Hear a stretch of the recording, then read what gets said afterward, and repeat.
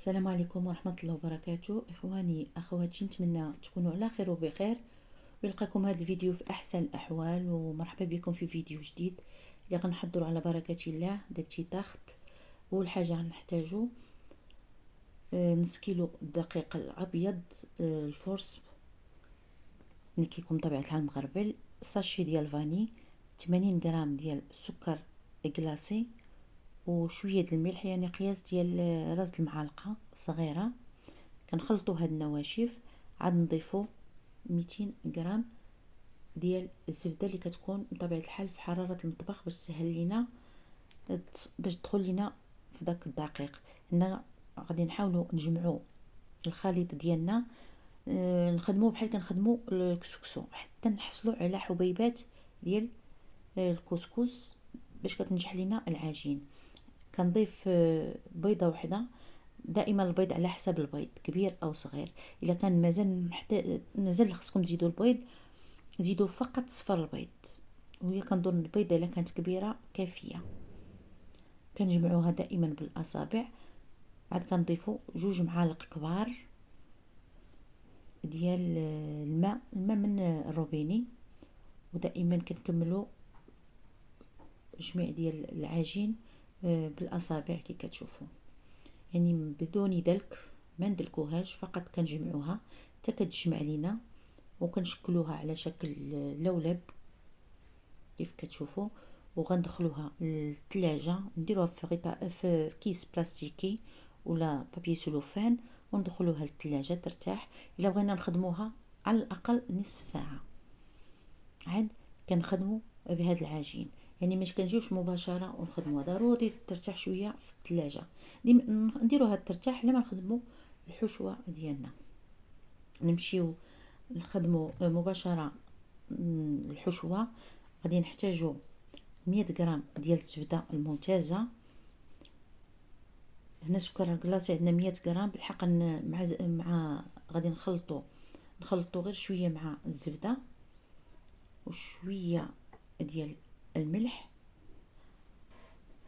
كنحاولوا نخلطوا مزيان. هاد هنايا ما الضراب اليدوي ما عاونيش، غناخد السطرتشو ديالي هي اللي غادي تعجن لي هاد الخليط تتولي على شكل بوماد، تتولي مزيان على شكل بوماد. عاد غادي نضيف 2 بيضات كاملين، ونعاودو نخلطو مزيان هاد الخليط. هنا غنحتاجو من الاحسن نخدمو بالضراب اليدوي باش يساعدنا، لان البيض دائما باش يتجانس ليا مع الزبده خصني الضراب اليدوي وغيتخدم مزيان. ناخدو واحد البول اخر وغنحاولوا نخلطوا النواشف. هنا عندي اللوز اللي عندي ما محمر ما والو، بالقشور ديالو غنمسحو فقط ونطحنو مزيان بودغ. عاد كنضيف عليه السكر، ما تبقى من السكر عندنا 100 غرام ديال السكر غادي نضيفو على داك اللوز، و50 غرام ديال الدقيق وفاني. هذه بالنسبه للنواشف. كنخلطوهم مزيان حتى كيتجانسوا مزيان. بالنسبه للوز هنايا هاد الطريقه هذه كيطلع اقتصادي، احسن ما تشريه جائز من المحلات. فقط كتاخدي 100 غرام ديال اللوز وكطحنو مزيان كيولي على شكل بودره. من بعد ما خلطت مزيان دوك النواشف غنضيفهم على الزبده والبيض ديالي، وغنخلطو مزيان هاد الكريمه. هذه كريمه اللوز حتى يتجانس ليا المكونات كامله كي كتشوفوا. غادي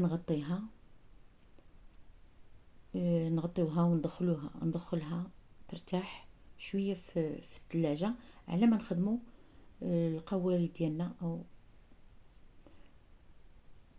من بعد ما ارتاحت ليا العجين كي شفتوا، يعني بقات تقريبا ديك نصف ساعه نخدم بالنص ونخبي النص. في حالة الا بقى لي داك النص يمكن نحتفظوا به في الكونجيلاتور كيبقى مده طويله، بقاش ما بغيناه كنجبدوه ونعاودو نديكونجوليوه وكنخدموا به. كناخذوا هنايا ورق الفرن كي كتشوف، وكندلكو احسن من الدقيق. هنا ما نديروش الدقيق. الا بغينا نطلقوا العجين ضروري نديرو ورق الفرن او ورق المطبخ وندلقوه بهذه الطريقه هذه.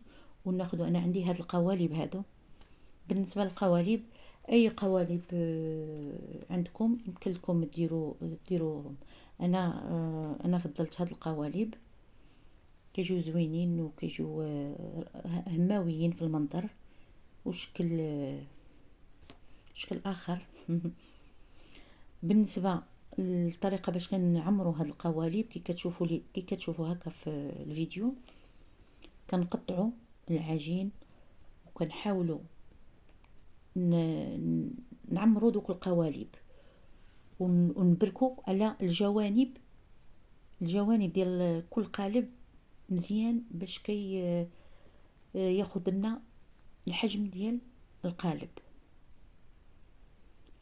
كندور باين في الصوره ملي كنلبسوا القالب بالعجين كي شفتوا كيبقى لنا هذا الخوا هذا.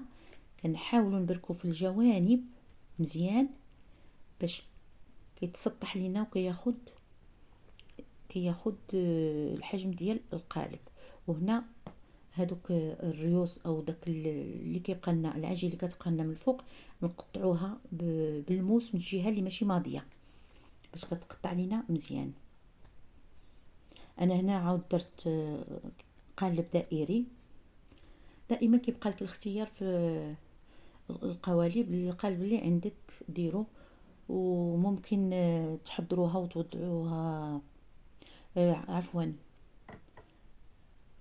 ممكن تحضروها بحجم صغير كيف ما يمكن لكم تحضروها بحجم كبير. يعني تخلوا العجينه هكاك مطلوقه وتاخذوا المول داك الكبير وديروا فيه العجين، تلبسوا عاود القالب مزيان بحال الطريقه اللي كتشوفوا دابا. دائما كنلبسوا العجين في القالب وكنبركوا في الجوانب من التحت دائما باش كتاخذ لنا الحجم ديال القالب اللي حنا خدمنا فيه. اذا بعد ما سالينا غندخلوها للثلاجه تبرد مزيان. هاد كناخذوا هنا عندي كونفيتور ديال التوت ديال الحلويات، يعني ما يكونش فيه دوك ما يكونش فيه دوك الكويرات، يعني دوك التوتات الطريفات ديال التوت. احسن خذوا ديال الحلويات وكنعمروا هنايا واحد نصف ملعقه صغيره. هذا كيعلك لينا هاد الحشوه. كتجي الحشوه لذيذه بهاد كونفيتور ديال الفريز. هنا بغيتو تعمروا بجيب حلواني وتعمروا هاد القوالب، بغيتو تكتفيو كي كندير انا غير تعمدت ندير بالملعقه احسن باش لان ماشي الجيب الحلواني عند كل شيء ما اذا كنعمر بهذه الطريقه هذه. نحاولوا ما نعمروش العجين حتى الحد ديال العجين لان كتنفخ بحال الكيك. هنا كنزين باللوز افئيلي وكيبقى اختياري حتى هو. الا ما بغيتو الوصفه تكون اقتصاديه نكتفيو فقط بالحشوه بلا لوز افيلي. بغيتو كان عندكم موجود نزينوها بلوز افيلي وندخلوها الفرن دائما 160 درجه اللي كيكون سخون من قبل، من الفوق ومن التحت. كنخليوها تقريبا واحد ربع ساعه.